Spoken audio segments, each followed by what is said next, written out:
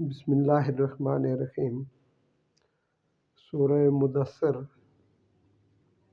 قرآن حکیم میں یہ سورہ مبارکہ 74 نمبر پر ہے اور یہ سورہ مبارکہ 2 رکوع اور 56 آیات پر مشتمل ہے۔ اس سورہ مبارکہ کا اردو ترجمہ: شروع اللہ کے نام سے جو بڑا مہربان نہایت رحم والا ہے۔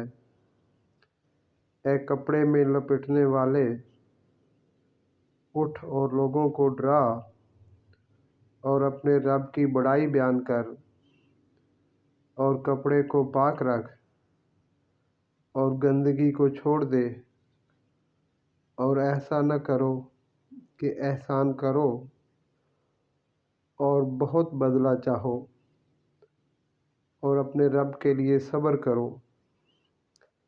پھر جب سور پھونکا جائے گا تو وہ بڑا سخت دن ہوگا، منکروں پر آسان نہ ہوگا۔ چھوڑ دو مجھ کو اور اس شخص کو جس کو میں نے پیدا کیا اکیلا، اور اس کو بہت سا مال دیا اور پاس رہنے والے بیٹے اور سب طرح کا سامان اس کے لیے مہیا کر دیا۔ پھر وہ طمع رکھتا ہے کہ میں اس کو اور زیادہ دوں۔ ہرگز نہیں، وہ ہماری آیتوں کا مخالف ہے۔ عنقریب میں اس کو ایک سخت چڑھائی چڑھاؤں گا۔ اس نے سوچا اور بات بنائی، پس وہ ہلاک ہوا۔ اس نے کیسی بات بنائی، پھر وہ ہلاک ہو۔ اس نے کیسی بات بنائی، پھر اس نے دیکھا۔ پھر اس نے تیور چڑھائے اور منہ بنایا، پھر پیٹ پھیری اور تکبر کیا۔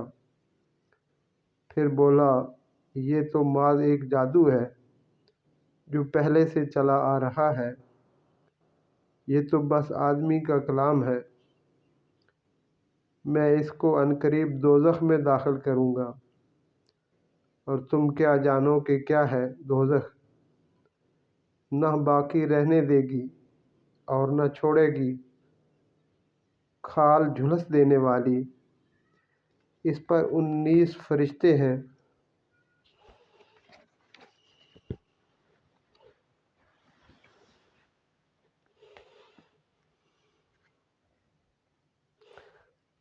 اور ہم نے دوزخ کے کارکن صرف فرشتے بنائے ہیں،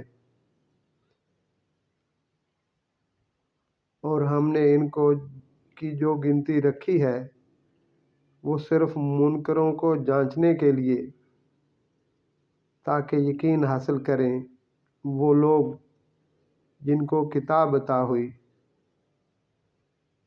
اور ایمان والے اپنے ایمان کو بڑھائیں، اور اہل کتاب اور مومنین شک نہ کریں، اور تاکہ جن لوگوں کے دلوں میں مرض ہے اور منکر لوگ کہیں کہ اس سے اللہ کی کیا مراد ہے۔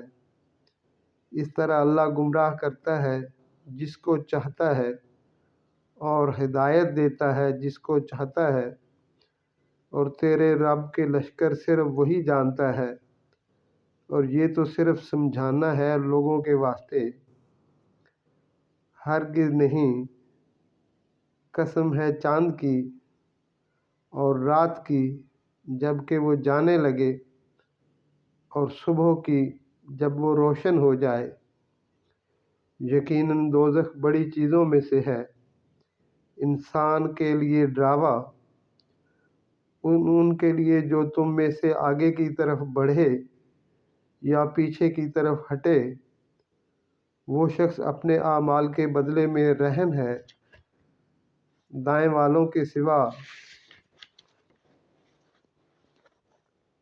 وہ باغوں میں ہوں گے، پوچھتے ہوں گے مجرموں سے، تم کو کیا چیز دوزخ میں لے گئی؟